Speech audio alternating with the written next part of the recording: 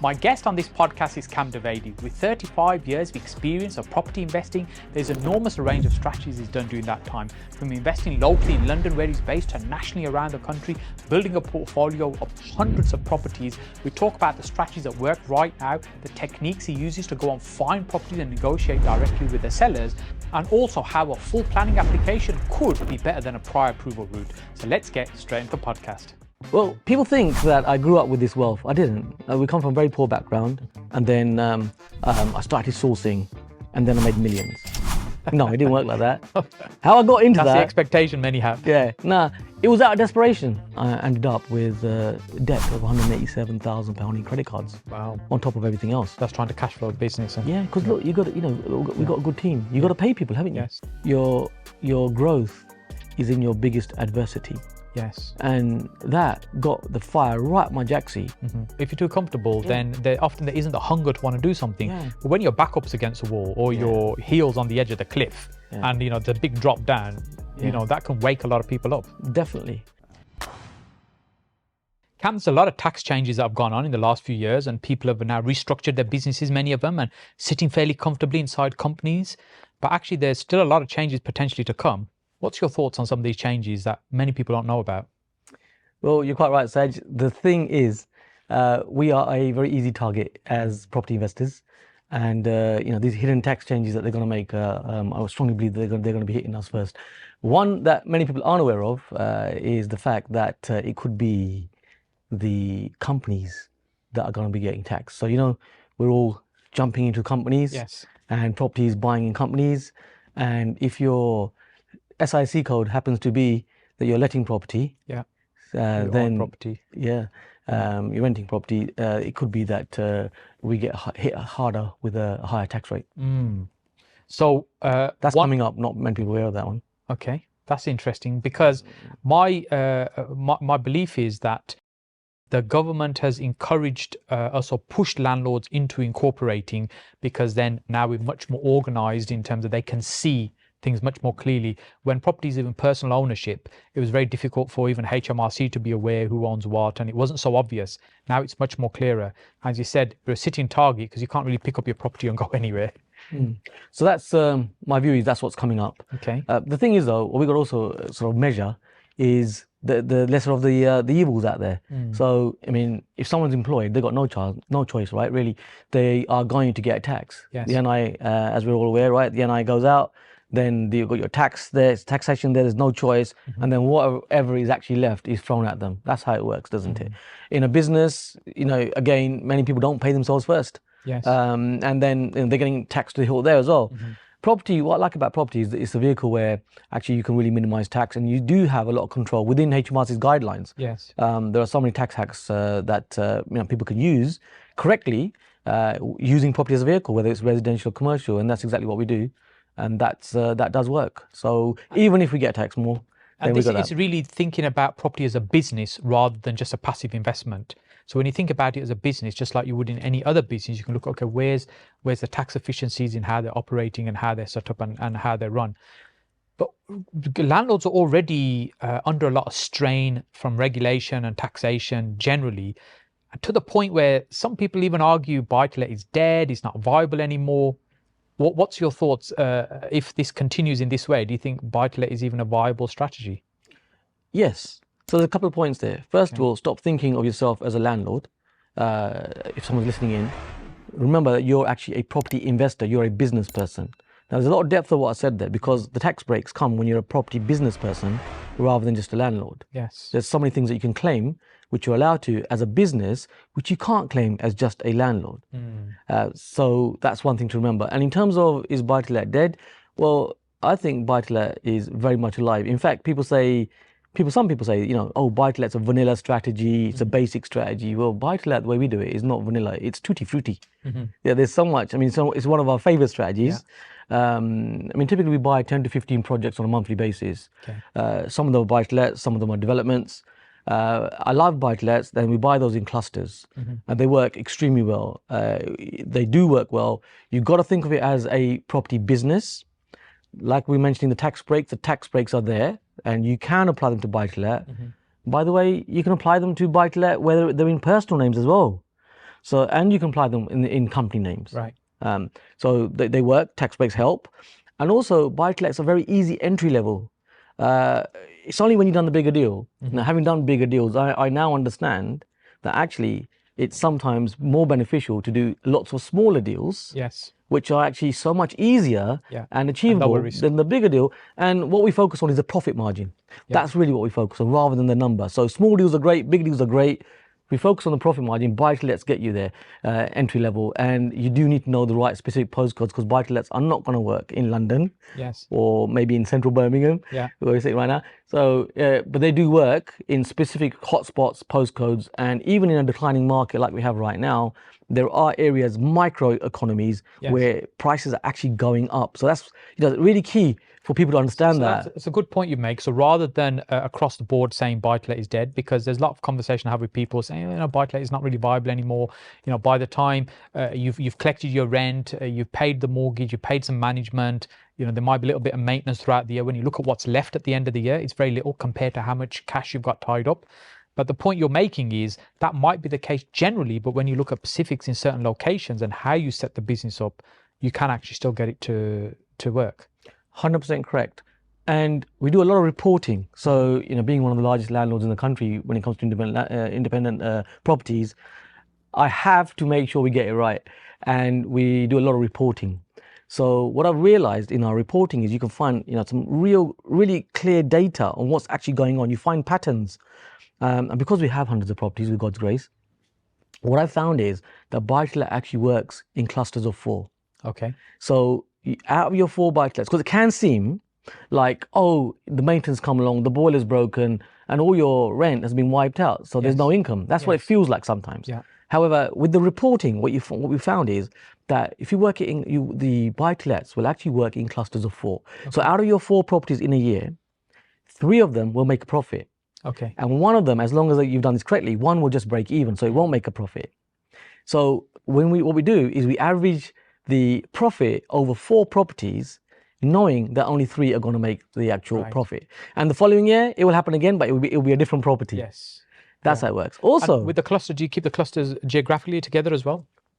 My suggestion is that's the best way. That's what we've done, because you find there's economies of scale there. So, for example, if you've got maintenance and the boiler breaks down, typically it's never one boiler. I don't know why this is. One breaks down, then the second it's like a whole chain. It's like a domino effect. I don't know why that is. The roof leak, then suddenly there's 5 roof leaks.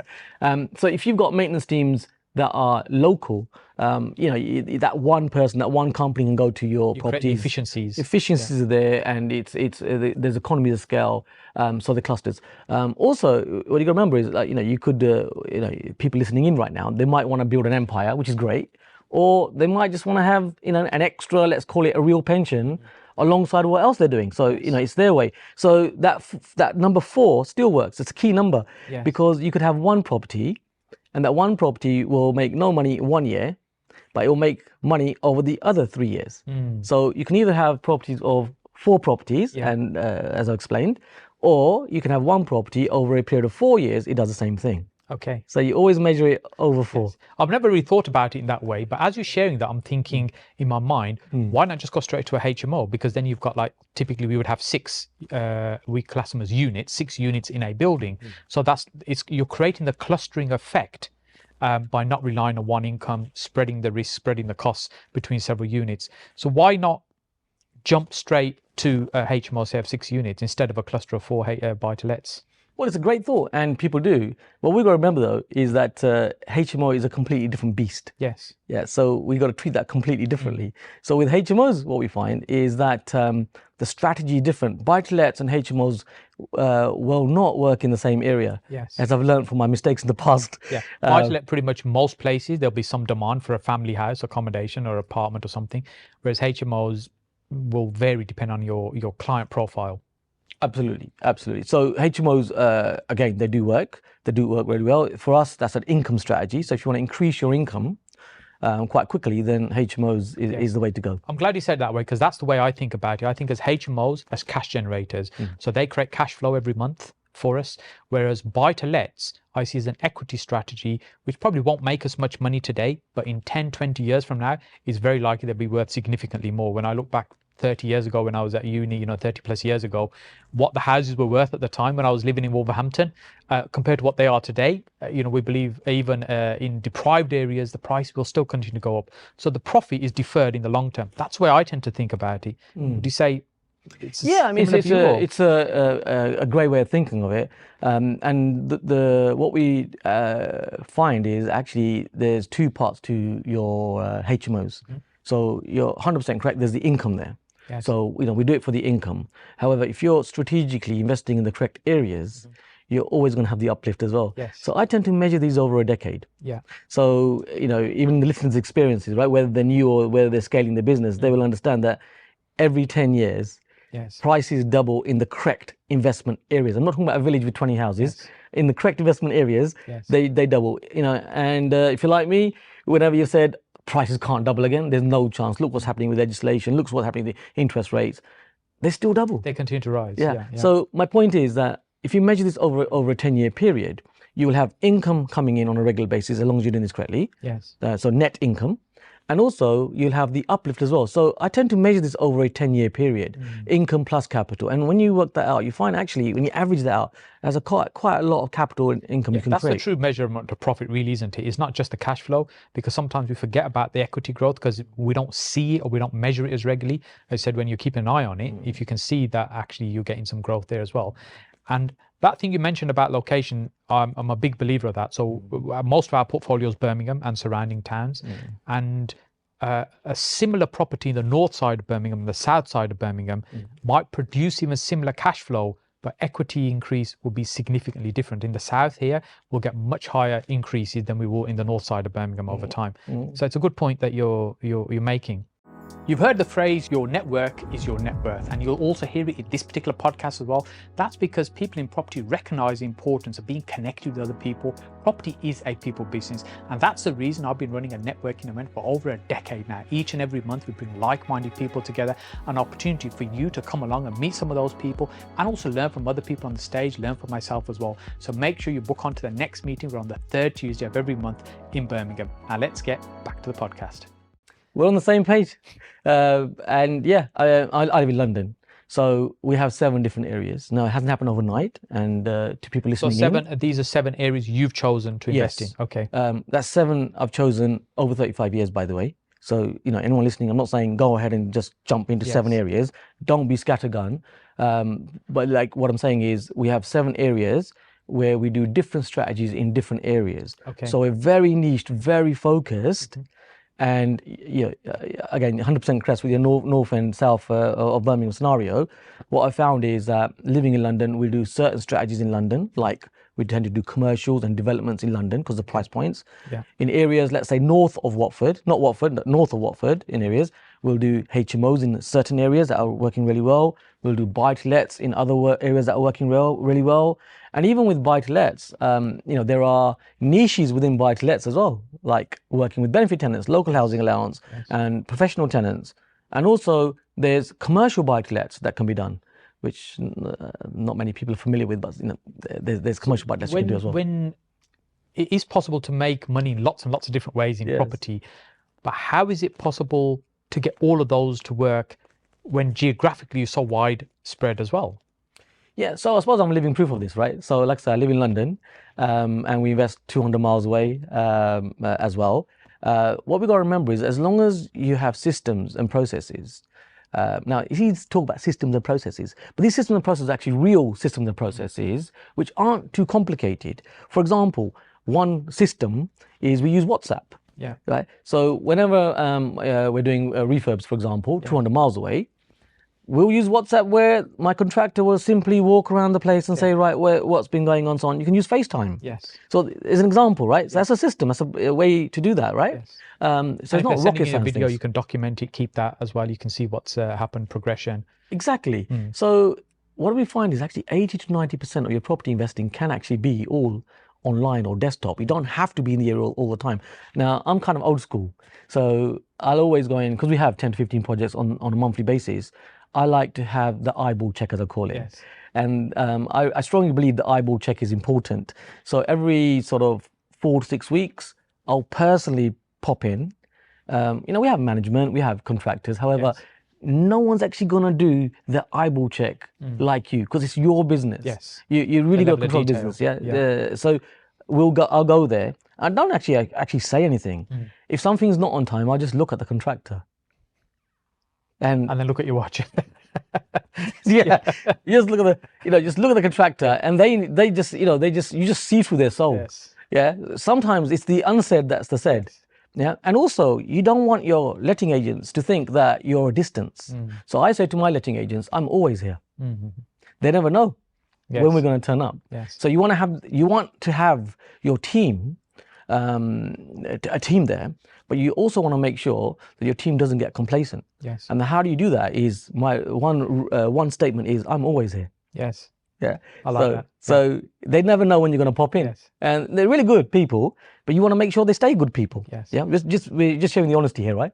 So that's what I call the eyeball check. So we do that one ever so often. We'll talk about getting started and how to start in a moment. But whilst we're on this topic of kind of building and scaling and doing things nationally, how do you find the right people to be part of the team? How do you know who's going to be the right contractor? How do you know who's going to be the right person to be your internal project manager, for example?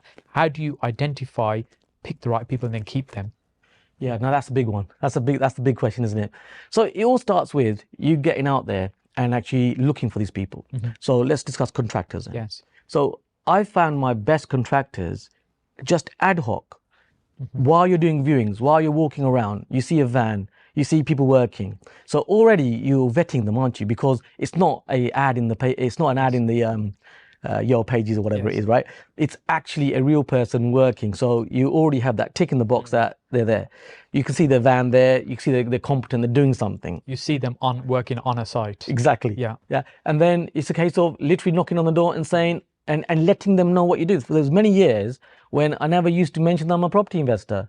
And if you don't mention, no one knows what you do, right? So, go in and mention, be proud of it. I'm a property investor. Yeah, because at the end of the day, what you're doing, you're housing people. You should be proud of that.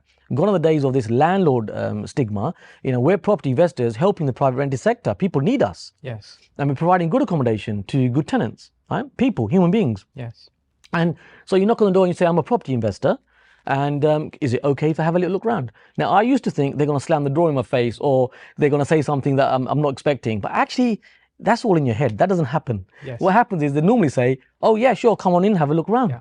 And you see the work and you see the workmanship. Also, check their attitude.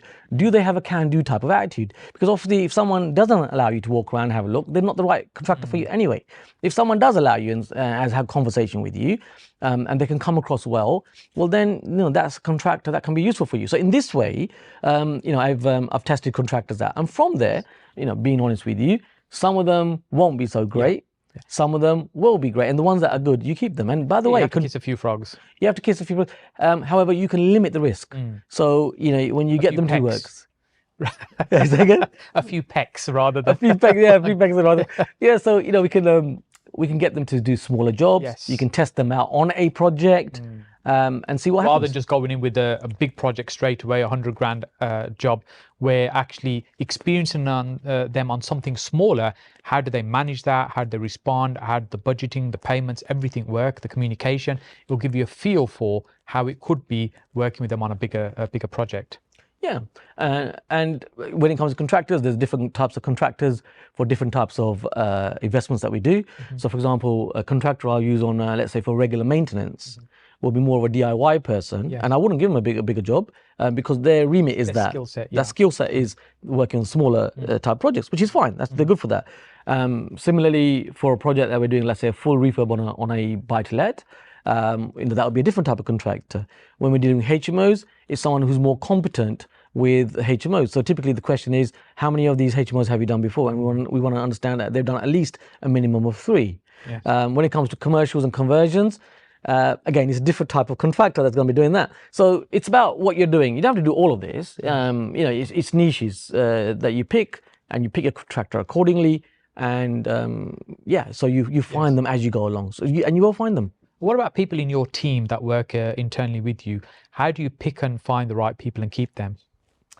Another very good question. This is going to be a good podcast, isn't it? Right? They're all good. They're all good podcasts, right? This will be exceptionally good. So what I find is, we employ about 35 people. Yeah, similar to us, Yeah, so we employ about 35 people like directly, and then what I find is if you can get that person to actually enjoy the job, if you can get the right person into the right job that they actually enjoy, it's work, but it doesn't feel like work to them. Yes, half the battle is dealt with if they enjoy what they're doing. Yeah, it's like you and me, right? We love doing this stuff, right? We were talking earlier, we're grafting away still, we don't have to, but we enjoy doing what you're doing. He's doing, and what else are you going to do? It's fun, it's interesting, it's, it's what we like to do, right? So that's us. I mean, people listening in, I'm sure they're the same, that's why they're listening to this. Right? So if you can get someone that actually enjoys what they do, for example, personally, I don't like analysis, I don't like admin. But then I've got people in my team like Mina, Sharon, and so on. They love admin. They love it. Mina loves chasing stuff. She just loves to chase stuff. That's her. She enjoys that. You know. So there's things like that. You know. And then I've got other people who actually like dealing with people, speaking on the phone, for example, dealing with people, and it nurtures their soul. So it's about putting the right person in the right job first of all. That's key.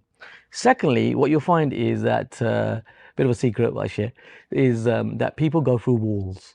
There are a number of walls that people go through. Okay. I don't know why this is, but it just is. So first of all, there is the one-day wall. There will be some people that won't even make it a day. Yeah. So they hit the one-day wall. If someone gets through the one-day wall, then there is a weekly wall. Yeah. The 1 week. So some people will fall off after a week. Yes. If someone gets through, and it happens in the property journey as well. It happens to property investors. It works in the same way. It works with staff, works with property investors. If someone can get through that 1 week, they'll then go on to another month. That's the next wall. After the 1 month wall, then you have the 3 month wall. Okay. After the 3 month wall, there is a 1 year wall, and you can look out for this. You can anticipate these in advance. And if you're a property investor right now and you're listening to this, well, anticipate these for yourself as well, because they're going to come along. After that 1 year wall, then you have a 3 year wall. Now, the 3 year wall is typically of comfort, because if you're doing this correctly and you get this right, you will become very wealthy. Staff members, we always grow them, and they will have a good amount of money coming in. So the 3 year wall is a wall of comfort, which you really got to be careful with. You've got to be aware of that. You don't want to get too comfortable. Always want to be stretching outside the comfort zone, which is different to being uncomfortable. Once you get past the 3 year wall, the next wall is the 10 year wall. Okay. The 10 year wall usually, God forbid, is something that is like a health issue, something that is outside of anyone's control. And if someone can get through the 10 year wall, then you have the 20 year wall. Okay. I won't go on too much about that. So essentially, if someone's been in your team for more than 3 years, it's very likely they'll ride through the rest of the journey with you. Then that's their intention. Yeah. And people will go through these walls. Me being me, I have my heart on my sleeve, and I'm very much a people person. So it can get quite upsetting because you put a lot of effort into people. If you're a property investor, you put a lot of effort in what you're doing. So just be aware of these walls, and just be aware that wall is coming up, and that it's not there to stop you. It's there for you to overcome. And if you're conscious of this, you will overcome it, and it will come to you in many different ways. Yes.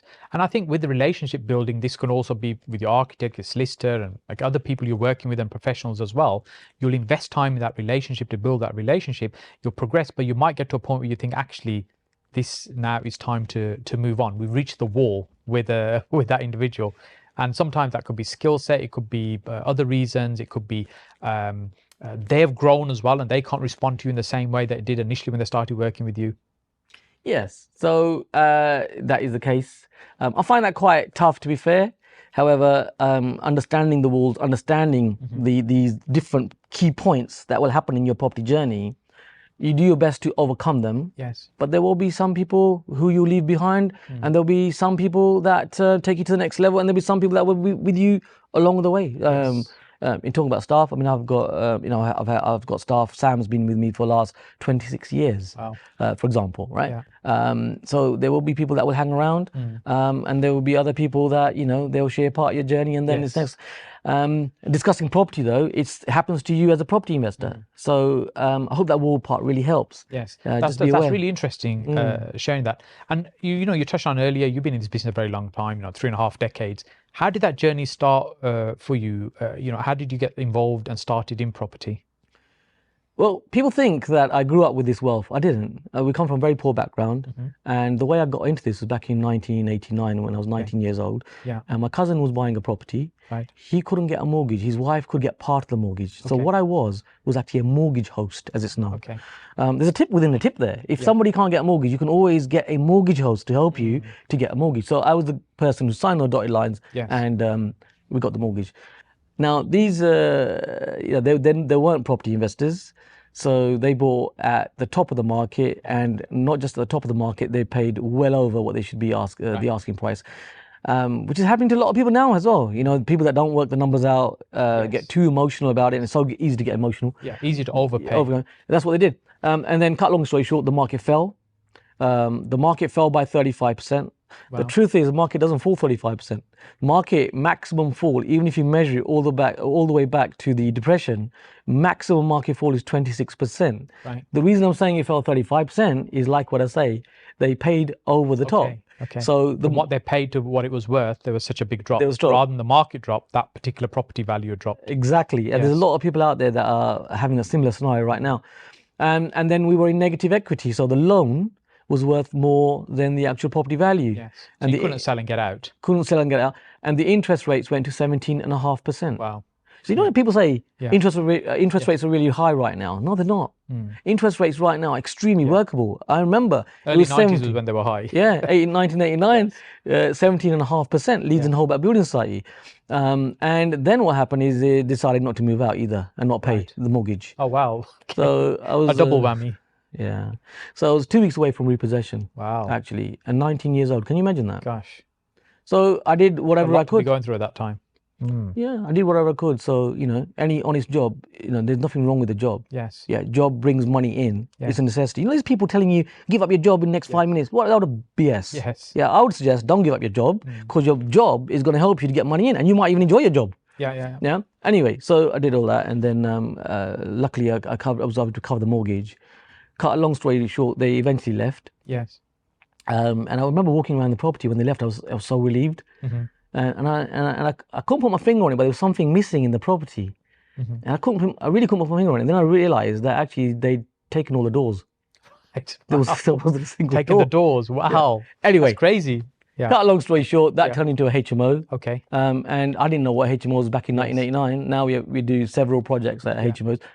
We've actually got 5 models. Anyway. Back then, it was just a case of desperation, just pay the mortgage. And what I realized, way to cover the costs, way to cover the costs. But what I realized was that at the end of the month, there was a good £500-600 left over, which to me was a real surprise coming from a poor background. Yes. You know, I had to infiltrate this wealthy world, and then from there, you know, I love creating systems, and then we've created systems which, you know, people now use these systems and they can do it within 12 months. Yes. It's pretty cool. So didn't that experience then put you off so much that thinking, actually, you know, if this is my first experience of buying a property, maybe I don't want to do more of this. It was really the £500 a month left. You're thinking, actually, maybe there could be something in this.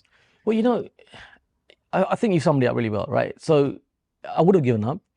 It's whether the glass is half full or half empty. It's your perspective, isn't it? Well, there was proof. There was proof that the money was coming in. At that time, it didn't feel very nice. I'm explaining it all right now with a smile. Trust me, it was a very painful position. You know, can you imagine just being on the verge of repossession and you're only 19 years old? You haven't even started your life yet. Yes. And what I've realized is, now this is easy to say, however, very difficult when you're in it. But trust me, your biggest adversity is actually, in a strange way, your biggest advantage, because your biggest growth is there. Yes. Easy to say, but the universe is going to test you. It's going to put you through stuff only to make you stronger. Yes. Yeah. I mean, I didn't know 35 years later I'm going to be doing a podcast with you. That wasn't the agenda. You know, it's just happening. Yes. You know, and we do our best, you do and I do, we do our best to share with people genuinely how to do this stuff. Yes.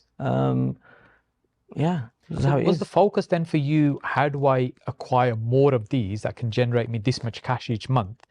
What was the kind of the growth line for you then? What is it you focused on? Well, it becomes fun, doesn't it? It becomes interesting. You get the buzz. So, you know, definitely a buzz. There's no doubt. Yeah, you get a buzz. So it's like, oh wow, I did this, and then I did it again. I'm not going to all my stories, but I did it again at university. I didn't really study at university. I just wanted to get the degree at the end of it. Yeah. And they used to pay to go to uni in those days.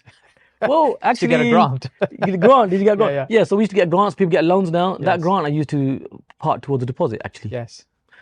So that's what I did, and we did it again, and then that worked really well, and then we did it again and did it again, and and each property. I mean, we still have the buzz. I love the buzz. We become like a adrenaline junkie on the fact that it's just lovely getting a deal. It's just so exciting. It's like a game. So why would you not want to do that when it's so much fun? Yeah, and London's always been a fairly challenging market to get into in terms of property, simply because the values are high and there's so much competition. There's so much money there as well that people are kind of are eager to just park cash for very little returns, just because it's a safe place to put money. And so, how did you find that experience of working in London? And at what point did you decide actually maybe I need to look further afield? Well, again, it's I say in the universe, because there's a lot to do with the universe. So when I went to university, I didn't do very well. So my grades were the lowest possible. And I just about scraped it to Wolverhampton. Wolverhampton? Yeah. Oh, wow. So I was forced into a university, Wolverhampton, which actually, it was a good uni at that time. Yes. Rather than rent, I actually bought a place. Oh. So that Did you have a black 𝗏 by any chance? Yes. Do you know what? We have met before. I was thinking about that beforehand. Really? Yeah. We'll talk about that afterwards. Okay.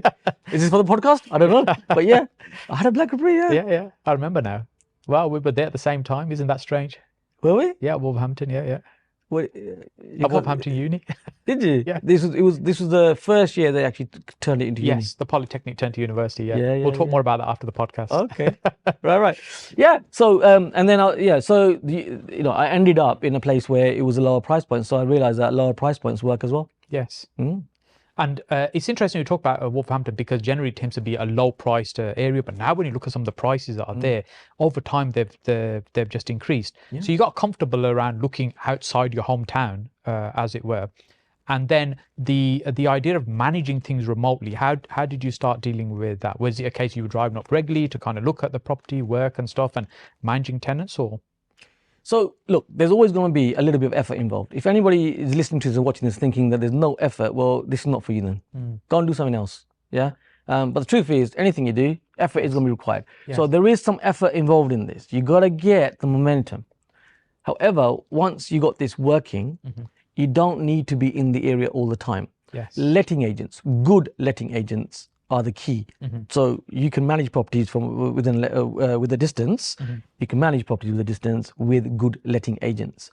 Now, I say good letting agents, that is key also. If you don't have a good letting agent, it's gonna, I'm sure, people listening, they might have some stories, or they know people where they say, they're letting agents. Lots of bad letting agents aren't great. They don't pay them on time, and they did this and they did that. But the truth is, was the vetting done correctly?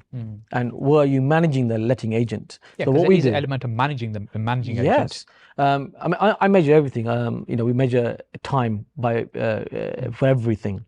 So typically for one buy-to-let property, it takes us 5 minutes per month on average to manage the letting agent, to manage the property. Yes. Minimum input, maximum output is the key. So the way we do this is we leverage everything. There was a point in my life where I became a social worker for my tenants. I used to be the guy who'd get them Christmas cards, Easter cards, they needed a shoulder to cry on. I was a person. Eventually you get fed up of that. That's not why you're doing this. You're doing this to provide good accommodation for good people. And you're also doing this to make some money from this. And you're doing this to have a better life. Yes. That's why you're doing this, aren't you, right? You're not doing it to be doing all that stuff, right? So a good letting agent will take 95% of that away from you. The other 5% is what we discussed earlier, which is managing and controlling your portfolio and managing that letting agent, making sure you're scrutinizing what they're doing, because people can slip. So you want to be aware that they're sharp and you are sharp, more importantly. So they know that you won't allow anything to slip. So specifically, maintenance. If maintenance comes along, we want to know what the maintenance is. Why is it that? Can it be any more cost effective? Is it reasonable? If it is, go ahead and do it, for example. And also how they're doing the maintenance. Are they just sticking a plaster over the situation, a sticky plaster, or are they resolving what's created that problem? Exactly. Exactly. So, what you said there. Yeah. So we're making sure that the maintenance is correct. Things like that. Making sure, now this might sound a little bit like simple, yet it's so important. Are the letting agents sending you their statements on time? Because if your statements aren't coming on time, you don't know what rent has been paid when it's been paid. Because sometimes what they do is they'll just send you, if you've got a couple of properties, whatever, we've got a few hundred, right? So they send you just random amounts of money in your bank account. You can't relate it and configure it. Yes. Yeah. So if you've got one property, two properties even, you don't want that situation. So it's really important that the letting agents send you statements on time, which can actually be quite a big ask for many cases. So even with good letting agents, their systems and processes, and all agents will be different in terms of how they operate. Yes, exactly. So you want to be managing a letting and say, please make sure that we have the statement on time. So sometimes you just add little prompts there. So things like that. So in this way, you can manage from a distance. Key partners, like your letting agent is a key partner in the process. So you vetting who you have as that partner makes a big difference, rather than just assuming, oh, that one's a bit cheaper, we'll just go there. Because often they're cheaper for a reason. Yeah. So Sad, you know this, right? So I don't know what it is. Yeah, it's normally Christmas Day or New Year's Eve when the tenant is locked out. Yes. Right? Oh, my key's broken in the door, or whatever. The oven doesn't work on Christmas Day. The oven doesn't work, right? There you go. So there's all that going on, and you don't want to be dealing with that. So that's why you have the letting agent. The letting agent will deal with that. So your time is minimized. So they are the person on the ground. They're the male, female person on the ground who's going to deal with that stuff. Yeah.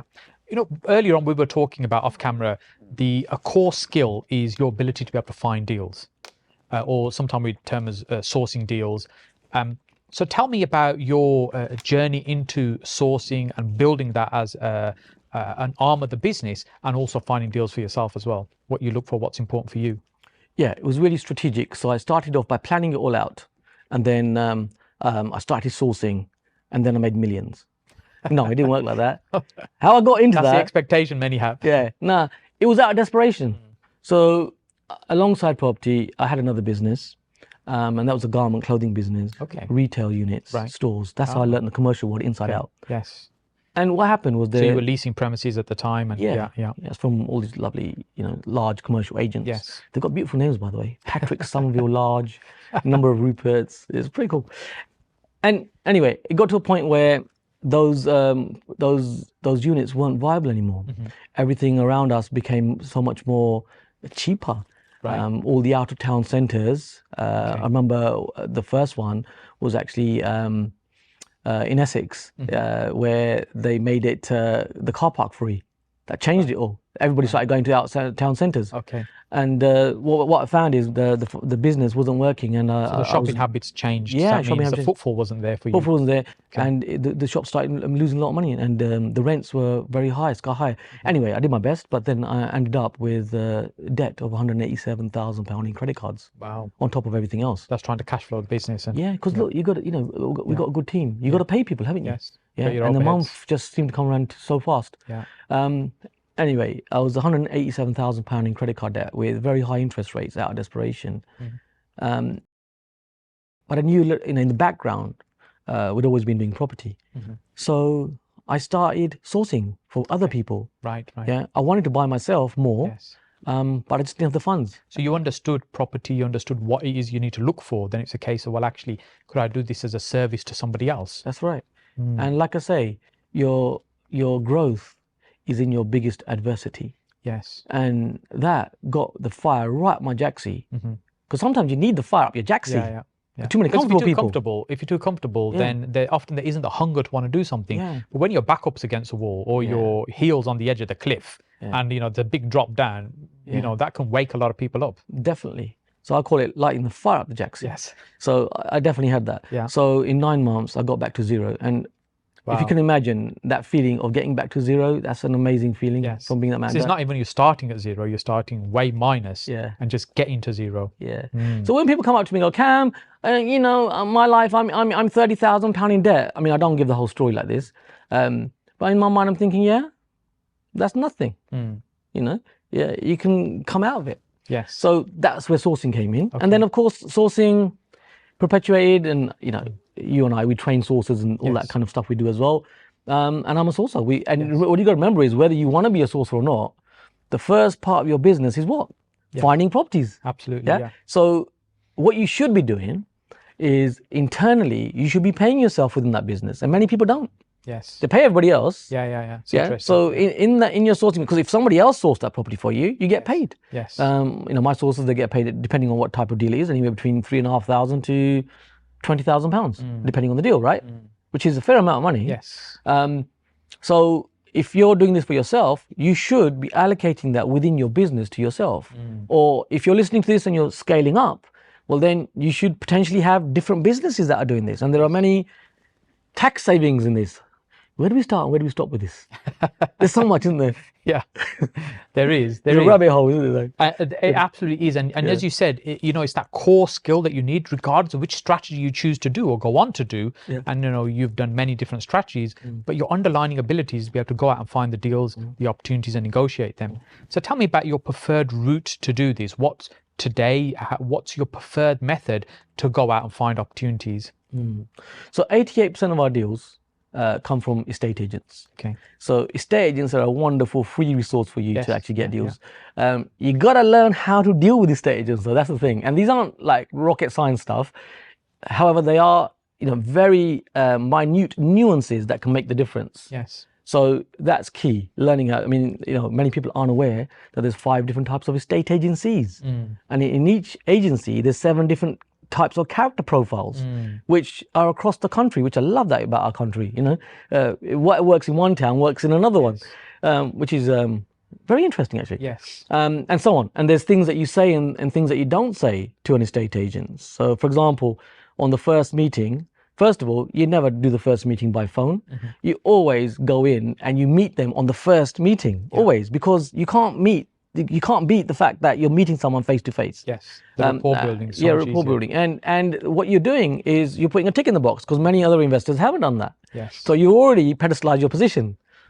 Things, for example, that you don't say on the first meeting. So you never use the word cash, because infiltrating the estate agency world, sitting with them privately, they don't really care whether you're cash or not, because what do they care? They're going to get a commission. And they hear it 7 times a day. I've got cash. Well, so what? It's the certainty that's more important, not the fact that it's cash. Yes. Yeah. So they want. So there's a lot of things, right? So but they're all very easy things like this. So in this way, estate agents. 88% of our deals come from estate agents. The next way of getting really good deals, especially if you want really juicy deals and creative deals, is through direct to vendor sellers. And right now, it's a really right market where, unfortunately, people have done things in the past which haven't been that great. So they're coming off of fixed rates, for example. They're finding that they can't get onto the next rate. They're in a shortfall. And they're being forced into either selling properties or going into these higher rates. Obviously, we don't wish that for anyone, but they've got to do something. And you can help these guys out at least to move on with their life. And there's an opportunity to actually capitalize on that and make a margin there. Yes. So direct to vendor works really well. And the direct to vendors, the ones that we find are the best, are the ones where they've had bad experiences with estate agents. They've gone to one agent who wasn't that great, and then they think everybody else is like that. But that's not true. That's not true. Estate agents do a really good. The good estate agents, they work really hard for the seller. But some people are stuck in the past, aren't they? Right? The past experiences. We all had a bad experience in the past. So direct to vendor, they rather work with you. So that's really good. And then our third method, which is a smaller percentage, is auctions. Right. So auctions, you can cherry pick really good deals at auction. Most of it is a lot of rubbish that is in the auction, but within that you find some really. There are some gems in there. There are some gems in there that you can cherry pick. Yeah. So let's drill down on some of those things. So, for example, on the direct to vendor, what sort of methods or techniques do you like to do to get in front of the seller directly to have a conversation with them? So I kind of delegate this out now, but I used to do all this myself. I still keep my hand in. Yes. So the best method I find is leaflets.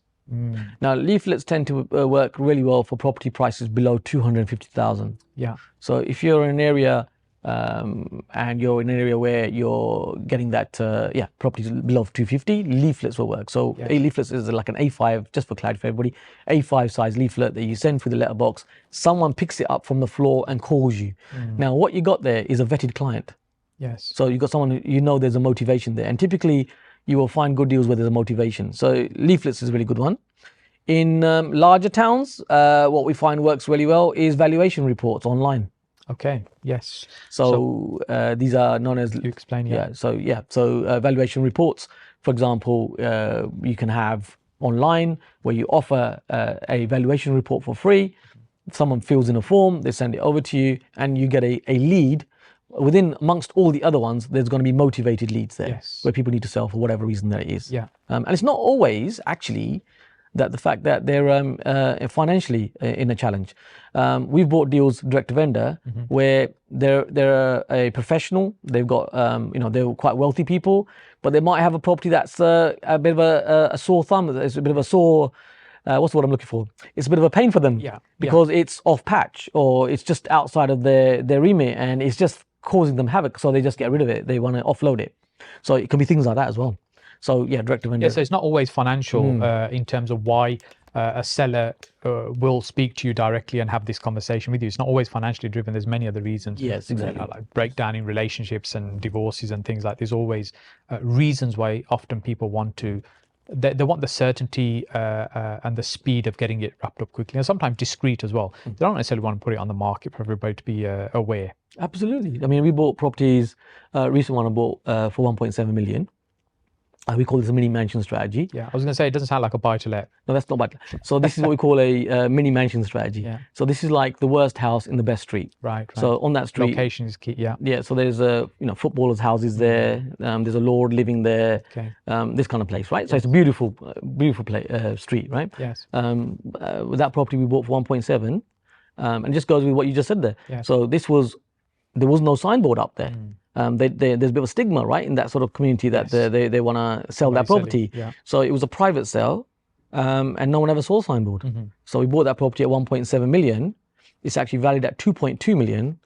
That's a £500,000 discount. Yes. So that's a mini mansion strategy. So what we do with things like that is we typically will demolish them and build two properties. But actually in this particular one, I love the property, so I don't want to demolish it. So with that one, what we do... Sometimes they've already spent a significant amount of money. You don't want to undo all of that and pull it all down. So with that one, we'll get planning gain and we'll build another house alongside it. Okay.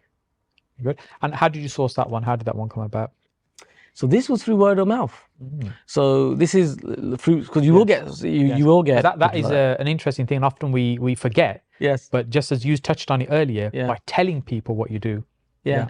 So here's a nice little niche that many people don't know about. Your contractors. Your contractors will find you deals. Yes. So this one, when I say word of mouth, because that's happened to us. Yeah. Yeah. So this particular one came from a contractor.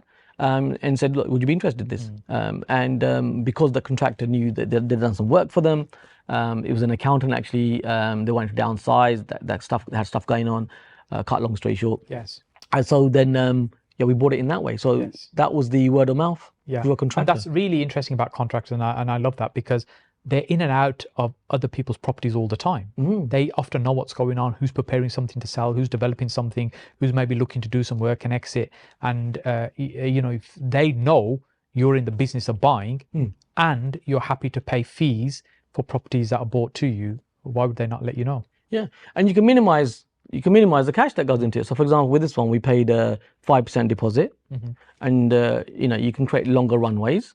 So we did an exchange and delayed completion. Okay. And you're always sort of honoring the person that's there. So you make a match. So with this one, we said, look, how long do you need? They were looking for downsize. Said, their challenge was they needed another 6 months, or 6 months, they said, to actually find another place, which is fair enough. Yeah. So I said, well, how about so this is how the language works, right? So rather than using technical language, just be human. Just be a human person. Just be a human being, is what I'm saying. So we don't use this technical language, or we're going to do a EDR on you or anything like that. What we said is, okay, well, if you need 6 months, how about if I gave you a bit of a longer runway? Let's say we gave you 9 months. Would that help? He said, oh yeah, that'd be great. And then I said to them, well, look, surely you'd want us to make it solid for you, so you definitely know that the sale is going to go ahead. Commitment. Yeah. So how about if we legally commit to paying a deposit right now, and because it's going to be 9 months' time, is it okay if we pay you 5% now? And they agreed to that. Yes. You see? So it's like you're always honoring the other person. Yeah. Yeah. So it's a genuine win-win. Yes. And I'm not saying everybody's going to do that, but that's what happened with this one. And within that, you will find deals like this. So we paid 5% on that. It's a 1.7 million pound house. It gives you a longer runway. So these types of things we can do. What I do frown upon, if I may say, is trainers out there telling you you can do things like no money down deals. Yes. Yeah. I mean, you and me are trainers as well, right? Because, you know, look, you've kindly invited me here because you know we're very real. Yes. And I've kindly accepted because I know you're very real. Yeah. So, you know, there's a lot of trainers out there that actually won't be doing what they're training. Yeah. I don't know if I should say this on your podcast, but I'm going to say it. It's hype. There's a lot of people that sell hype. Yeah. So things like no money down, you don't need no money. Hang on a minute. Are you serious? Money will always be required. Now, it doesn't have to be your money, but you will need amount of money and you might need to work on getting the money. Yes. Yeah, you probably have some, but if someone doesn't, they need to work on getting that. Yeah. Other things like buy a house for £1 and all that kind of nonsense. You know, lease option for £1. If you do a lease option for £1, as soon as you get planning gain or anything of value, that seller can easily say, well, hang on a minute, you know, I didn't know what I was doing. They might say, right? And then what happens is there's a term in court known as reasonable. And £1 is not reasonable. Yes. So, you know, people are training stuff on all this BS stuff. Yes. Yeah, no money down, Yes. deals, buy a house for £1. What's the other one? Rent to rent. Yeah. Yeah, let's rent to rent everything. Let's be honest, nobody really wants to rent anything. What they want to do is get into property. They're just desperate and they haven't got the money and they're thinking, how do I get in? Which is fair enough. We were, you know, I've been there. So there are other ways. You know, you can source properties. There's ways of actually finding the money, joint venturing. There's ways of getting capital correctly according to FCA regulations. Got to be careful of that. PS 13/3. But like, you know, getting on the right side of that to make sure that you do these things correctly. So there's someone, no one wants to do rent to rent. Yeah. Rent to rent is a cash flow strategy. Really, you're a glorifying letting agent. You're sitting in the middle of somebody else's property and you're creaming off some profit off the top. But and I think years ago it was so much easier to do rent to rent. But these days, I think it's much more difficult to get started in rent to rent. And the margins are so slim that actually a little bit of a movement in the market in terms of your demand for whatever you're doing, it could be service accommodation, HMO, whatever it is, that actually you could be losing money. Yeah, I mean, we had over 100 units rent to rent. I used to train service accommodation. Yes.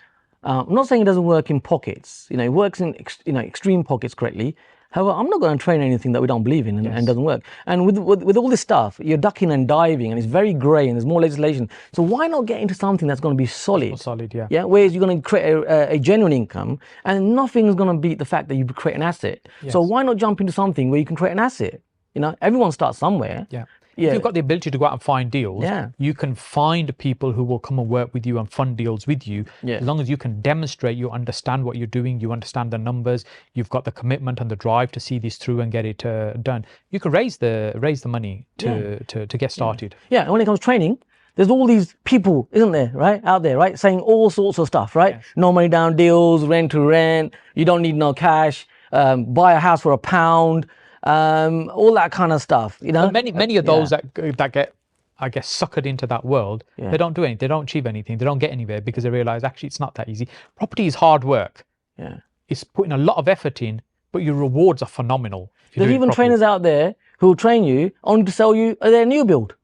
Yeah. There's trainers out there who just nick your money. Yes. You know, so you know, there's all sorts out there. You know, separate the charlatans from the honest people. And I suppose the challenge that people have is actually, you know, finding out who is who. Get to know people. Make sure that you check. Get proof. Look for proof. You know, someone who's training you should be able to show you some postcodes and addresses. You should be able to speak to people that they've trained and get good referrals from them. Check out that they're doing what they say they're doing. So important. Yeah, but you and I know that's key. And you can ask other people, ask around, and it's excuse my rant, by the way. No, I feel bad now. It's a valid rant because there is so much in our industry that has a negative association because of, if you like, a few people out there that are very good at selling the idea of learning about property, but actually doing very little property themselves. Or they're so distant from any property investing going on, where really, I would say they're more showmen than property investors. Well, this is the thing. I mean, anyone can sell anything, but the point is, it's about delivery. Yes. You know, you got to deliver as well, right? Yes. So, yeah. I don't know if we should be talking about this, but we're talking about it. It's fine. Anything goes on this podcast as long as it's related to property. Fine. So in terms of, then we were talking about finding properties and we touched on auctions. What kind of thing is it you look for in an auction property? Yeah, so in an auction, the best properties that we find actually at auction are the ones that are by corporate sellers. So repossessions, for example, asset management companies that are bringing properties to the auction. Yes. The advantage of these is that they're very transparent. They have to be transparent to show that they're actually selling those properties at the best value they can achieve. Yes. Now, It's an arm's length transaction that's happening. It's an arm's length transaction happening, and the value they're showing transparently that they're achieving the highest value they can. Now, the highest value means that typically it's a fire sale value. Yes. And typically 65 to 75%, which is usually the mortgage element, the finance element that was on that property that couldn't have been paid off. So you have a good chance of getting a really good deal. What also happens is that at auctions, if that property hasn't sold once and it's on goes back to auction again from these types of associations, these types of asset managers, so on, at that point they just want it off the books. Yes. So here you have a really good chance of getting something that's really subsidized. Now, I'm not saying every single property works like that. There will be a probability, there will be a chance. But if you are willing to stay in and you have the tenacity, because 50% of this game is just tenacity. Yes. Yeah, just keeping on. And if you can do that with the system and with learning how to do it, then you're gonna find good deals. And you don't need to you don't need to actually find a lot of good deals. In fact, like what I mentioned earlier, we measure everything. So what I've measured is that within 40 lots that you've scrutinized, so 40 lots that you are interested in scrutinized, within those 40, you will definitely get a very juicy, chunky deal. Now, if that makes you 50,000 to £250,000, I'm okay with that. Yes. Yeah, and your time can be minimized in that as well. Yeah, you don't have to do a lot of those deals. Yeah. Even if you're doing 1 or 2 of those deals a year, you're still doing very, very well out of those. And so essentially looking at corporate sales, asset manager sales, they won't be advertised as repossessions, but they'll have all the signs there that it's some form of repossession that's happening. And as I said, particularly if it hasn't sold in one auction and it's gone to another one, you're in a very good position to pick up a very good deal. I guess their core objective is they just want to recover the finance and their costs. It's not really about giving any more money back to the owner of the property. As long as they've done that, they're good with that. Yes, and you can find out from that they're councils. You will know that right at the beginning with the legal pack. So councils, corporate sale, it's clear what you're, who you're buying these deals from. Because there's lots of traders that sell in the auction as well. So and their objective is to make profit.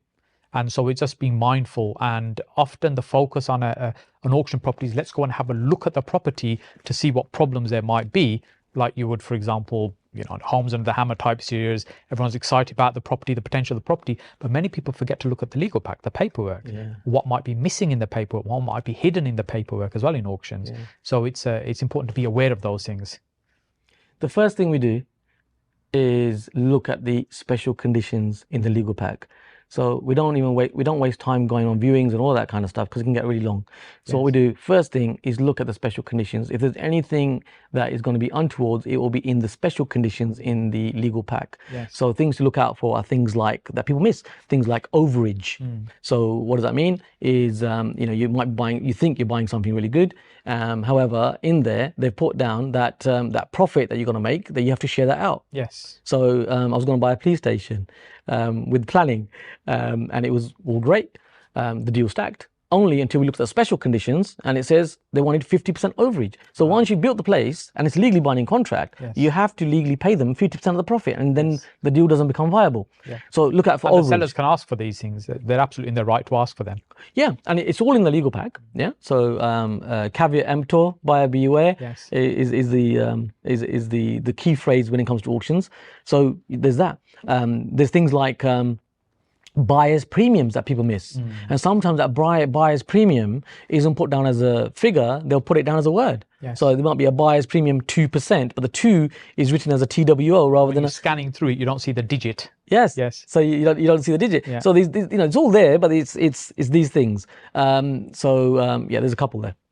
Of things to look out for. And the other thing I know you quite enjoy doing is commercial property, looking at commercial, changing that to residential as well in some cases. What do you see as the opportunity right now in some of the relaxation around planning, permitted development, prior approval? Where do you see the opportunities in that space? Yeah, so permitted development is great. There's people out there that make permitted development sound like it's the end all and everything. It's not. Permitted development sometimes can take as long as planning. That's the truth. Yes. Okay. However, with permitted development, the great thing we find is that you've got certainty. So when you're agreeing your deal, so just for clarity for everybody, because I'm sure you've got different levels of people in different journey. Yes. So permitted development is 100% guaranteed planning permission. It's a tick box criteria. And as long as you can tick the boxes, the planning has to be given. It's 100% guaranteed. So what it does is it gives you certainty. Yes. That you can convert this property to whatever it is you might be so thinking about. if you're converting it from, we've got a few projects on that right now where we're using class, or one of them we're using class MA as it's known, to convert a residential, to convert a commercial into a residential. So we're taking that and we're converting 3 flats out of that. It's an office block at the moment. So with that, for example, we know that there's certainty. So before we got into the deal, we can work the numbers out. We've got certainty. It's not like maybe will we get it or will we not get it. It's not that. It's a case of you are going to get it, so you can go in. Now, in terms of timescale, people talk about this 56 days, but the truth is this 56 days, in my experience anyway, is never 56 days. Yes. Because what the planners will do is they are supposed to give you a decision after 56 days. Gone are the days when you give the decision before 56 days, because before it was the case of if they don't give you a decision within 56 days, you are guaranteed the planning. Yes. So that was amazing. However, that's gone now. Now there is no prior approval really. It's more about after the 56 days. And what happens is when it gets near the 56 days, the planners will typically email you, write to you and say, oh, by the way, we just need these particular documents from you. Like we need the land registry to confirm that this is the outline of the building or whatever it is. So what they've actually done is they've just stalled the time frame and they've bought time. So what I'm saying is it can end up being a similar time to planning actually, something that people don't talk about. Yes, however, it's still worth it, yes. But you got more certainty. So they're the things we like about PD. And there's nothing wrong with planning either. There comes a point when you got to take a bit of risk. Calculated risk is okay. Yes. I learned from billionaires, being a multimillionaire, that's okay. But millionaires are the easiest people to lose all their money. Yeah. So true. So I learned from billionaires. And when you look at billionaires, for example, Sam Zell, if someone's not familiar, one of the biggest investors in the world. He's not around anymore. He passed away in his 80s a couple of years ago. Yes. Based in the States. American gentleman, very down to earth, a bit like us, right? So very down to earth, knows his stuff. And with him, he was known as the grave dancer, as he called himself, right? What does that mean? What that means is he took calculated risks. Yeah. So you got to think about your risk appetite, and you got to sometimes take a risk. Yes. It's okay to take calculated risk. Knowing that your worst case scenario might be that you make some money. That's not too much of a worst case scenario. Not a bad situation. Yeah. Or let's say you where you don't make any money, but you still got your capital back. And look, you learned a lot on the way. You've learned the process, right? So you got to be able to take a risk sometimes as well. So we de-risk everything to the nth degree. However, on some projects, it's a risk and reward scenario. Yeah. Should I share an example? Yeah, please. So either it's a higher risk, but the rewards are higher. Yeah. Share the example, please. So I just bought a house with no roof where it's collapsed. Okay. Right. So it's a gable end. Actually, not too far from here. Right. Right. So it's a gable end property. Yes. I'm smiling. I don't know why I'm smiling, but so the whole the light will shine eventually on it. So the whole roof has collapsed. Right. And it's also taken, because if you imagine, it's the end property. Yes. And there's properties alongside it, and it's taken next door's roof with it as well. Wow. Right. Okay. So it was a tenanted property. Yeah. Obviously, the tenants vacated straight away. The seller was in real dire straits, unfortunately. They had the council on their case. The road was closed down. Can you imagine all the neighbors complaining because it's like the whole roof has collapsed. There's bricks and everything all over the road. Yes. All the neighbors are concerned. So they came to us. This actually came through an agency off market. And because you build up your reputation like this. You build up your reputation by going to these stages on a regular basis. So they said, look, there's a problem here. Can you help them out with this? And all they wanted to do was just be out of the problem. So that property, we bought that property, and now that roof has just actually gone through the ceiling. Right, okay. The whole roof. The remaining of it just kind of collapsed. Yeah, because we can't do the works by ourselves. Yes. We got to wait for the insurance company. Now, the insurance company didn't pay out right on that particular property. Yeah. So this is number 2. Okay. So number 2, they didn't pay out on that because they said the 𝗍𝗿𝗀 𝗕𝗆, there was that was wear and tear. Okay. They said the purlin 𝗱, there was wear and tear on there. Right. So they didn't pay out. However, they had to pay out on number 4 next door. Right. Okay. Yeah. Okay. So they paid out on that one, but they didn't pay out on number 2. Property, yeah. So we've bought number 2. And number 4 is with an insurance company. Yeah. So while we're ready to get on with the works, but number 4 is an insurance company, and they're so slow. So they're doing asbestos reports, this, that, and the other. And while they're doing that, this is literally just 4 days ago, the whole roof on both sides has collapsed through the houses. Most of it collapsed through number 4. You're going to be building a new house now. So, well, actually, it's it's still okay, actually, right? So, yeah, the worst case will you build a house, but it's still okay to an extent. Now, that would scare a lot of people, but that's a risk and reward ratio, because that property we bought for £10,000. Wow. And even with all of that happening, yes, we're going to make a good £50,000 profit. Yes. Over the next 6 months, part-time. Yes. So, I'm just saying that, it doesn't have to be all de-risk. You can think about your risk appetite. Yes. So what do we have to deal with? We have to deal with the council, which we did. We have to deal with the neighbours, which we did. And now we're dealing with the situation, one step at a time. Yes. As you said, it really is about people. This is an example. It's about people business, right? So what you're doing, you're managing all the people involved and the situation to resolve the current problem, to move on. You're dealing with the seller as well. The seller's now out of the picture. You've taken that on. You're dealing with the neighbours and insurance company and everybody else that's involved in that situation. And ultimately, as you said, you're kind of de-risking it as much as you can. But it is about finding problems and finding solutions to those problems. 100%. And then what's the cost of fixing that solution? Some solutions can't be fixed. So for example, if you've got a coal mine at the end of the garden, well, there's nothing you can do. You can't fill it. Why would you can't you buy move that, the house. Right? Yes, correct. But So, why would you buy that? Some problems you can't fix. Yes. So when we talk about focusing on problems, we have to think about and what's involved in fixing that problem, and that's what you'll get rewarded for, and that's kind of what this business is about. And you can look at your risk appetite. So sometimes you have to be a little bit naive. I like to keep a thin slice of naivety. Yeah, because that keeps the doors open. Yes. So when someone says the roof's caved in, do you want this house for 10K? Most people will go, they'll be scared off by that. Yeah. But we know that we can fix that step by step by step. Okay, we've got a system for that, but step by step, that can be resolved. And there's a £50,000 profit at the end of it. And I've already worked out the time, your personal time, it's about 12 hours of time that's going to go into that. At the beginning, negotiating, appraising it, doing the deal, and pretty much then other people will take over and finish it off. Because you don't have to be the contractor. Yes. So that's 12 hours of time. I say all that. It's been raining over the last 2 days. It has. Quite a bit of rain in Birmingham. Let's not talk about that because the scaffolding can't go up till Wednesday. So, but it'll still be all right. You've shared some amazing things. If somebody's getting started in property right now, if somebody approaches as a Kam looking to get started, what would you suggest them? I guess one of the most common questions I get asked is, what's the right strategy right now to be doing? Yeah, it's bespoke, isn't it? Right? It really depends on the person, what they want to be doing. I wouldn't say start at buy to let and then do HMO and then do development. I would say jump into whatever you want to jump into, as long as you got people around you that can support you and know what the heck they're doing. See, I used to think you have to go step by step by step. You don't necessarily have to. If that's your approach, that's okay too. If that would imply you're learning everything at this step, then you're learning everything on the next step. Yeah. But you don't necessarily need to approach it in that way. You don't need to. All you need to know, when I used to have my garment businesses, I used to sell T-shirts at £2.99, 2 for £5. Right. In a market store at the age of 18, 19. Okay. Yeah. And the amount of effort and work that used to go into that. What we do now in property is, I would say, less effort than that. And many people work so hard, don't they, right? All they got to do is learn a different set of rules.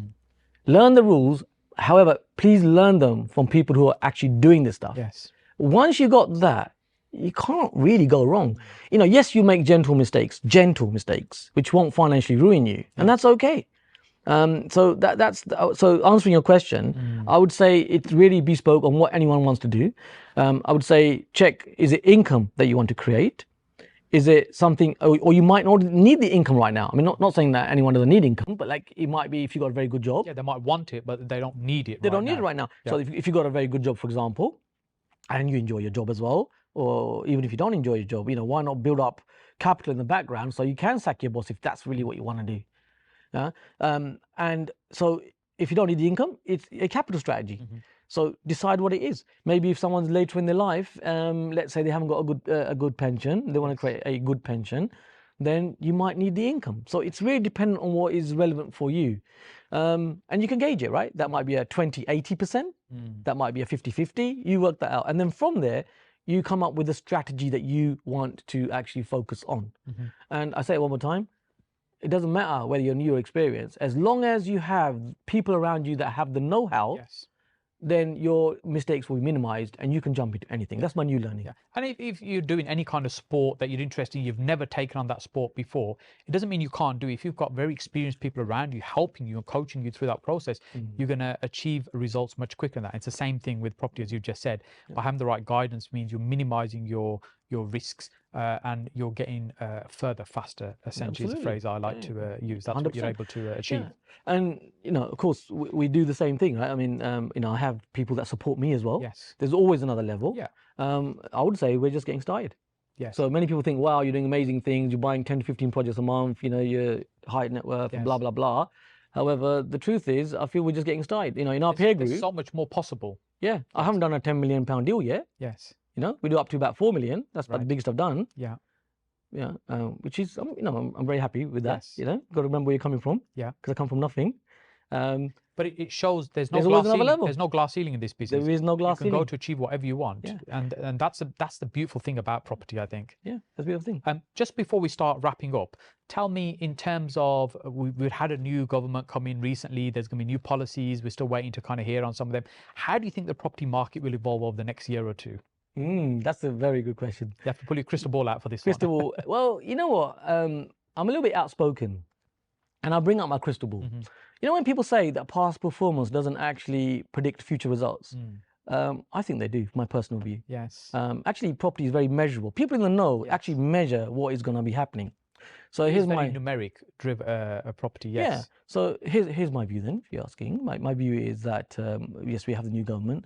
This new government is more around social housing, and they're discussing all these big numbers that they want to be building 100,000 plus homes, over 300,000 homes year upon year that are required over the next decade, and they're talking about going into greenbelt areas and so on. However, the truth is, how the heck are they going to do that? Because there is no infrastructure. Even if they could do that, they don't have the money for actually providing the services that are going to be going into those, the utilities that are going to be going into those areas. They just don't have the resources. They're talking about having, spending 40 million on the planning system. But where are they going to conjure up these planners from? So there's going to be a time frame on these planners being trained and brought into the system. So although these things sound great, as a business person, if you're looking at it as a business, you understand that these things may or may not happen. And look, let's be honest, you know, all the people out there that want to jump onto the property ladder are finding it so difficult right now. Look at the price points in many ways where people are buying residentials. So where are those? And large developers are not developing, because what is happening right now is completely different to what happened in the last recession. Right now, the developers are sitting and waiting to see what happens, because in the past few years there was the buying schemes, weren't there, where the government would pay 5%. Help to Buy scheme. So the Help to Buy scheme, a 5% deposit, the rest of it was covered by the government, and the rest of it by other lenders. That's gone. And many of these large developers, so I'm not talking about people like us, we're small developers, you know, up to £4 million. Large developers, we're talking about billions. Hundreds of units at a time. Hundreds of units at a time, like Barrett's and so on, right? The big five and so on. So they are not actually building right now. So people can't buy. People, social housing is broken. The large registered providers, the model is broken because there are caps that are being imposed by the government in terms of the rental. So where are all these people going to go? They're going to go to the private rented sector. And in the private rented sector, this is where we're sitting right now. So whether you're new or whether you're scaling your business, you know, you are very much needed. And we've got to remember what we're doing. We are in the world of housing people. The top line is we provide accommodation, the fundamental human need. We've got to remember this. This is what we're doing. You sleep, I sleep very well at night, knowing that we provided accommodation for someone that's functional, it's clean, it's habitable.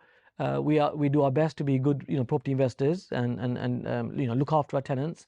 And that's what we're doing. That's the top line. So I think in this business, if it was some app or company or this and that, could be short-lived, we couldn't say. But with property, I think we've got to keep this in mind, and AI is coming in order. Whatever comes in, people still need houses. So you are in a very good position. So private rental sector is needed. It will be here to stay. Legislation is actually helping in a strange way because it's moving people that are unprofessional out. The Wild West is going. People listening in right now are staying because they're doing it correctly. That's why they're listening to this. So it means that you got even more demand. There's going to be less supply, and you are at the cutting edge right now listening in. Kam, it's been a fantastic conversation. We could spend hours discussing some more ideas and some of the things you're doing. Tell us, what's the best way for somebody to reach out and connect to you if they want to speak to you directly? You can email me.